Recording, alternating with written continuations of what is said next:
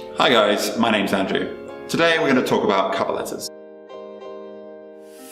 A cover letter is the first opportunity that you get to tell the employer why you're really excited about working for their company, why you're excited about the job that's been advertised, and also why you'd be the best person to do that role. A cover letter is just as important, if not more so, than the CV. It's your opportunity to really tailor the application to the job and to the company. Writing a great cover letter can be split into three main areas.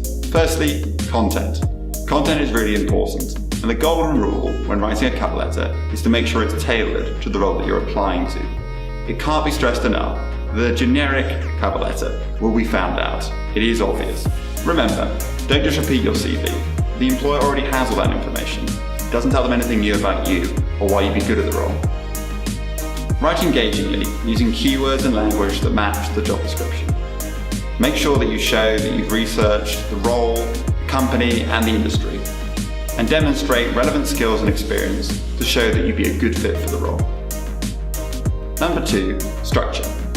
The structure of your letter should be coherent and easy to read. We have a model template in our handbook that you can refer to, but we recommend a 5-part structure along the lines of introduction, why the company, why the role, why you, and conclusion. And don't forget that your cover letter is a letter, so make sure you address it to a specific person and include the date, the address, your name, and a signature. Number 3, format. Your cover letter should be one side of A4, and keep it simple. Don't use any colours and use a standard font. And make sure someone proofreads your letter before you send it. And that's it. Hope that was helpful. For more information and advice, head to talentpool.com where we can help you build your career.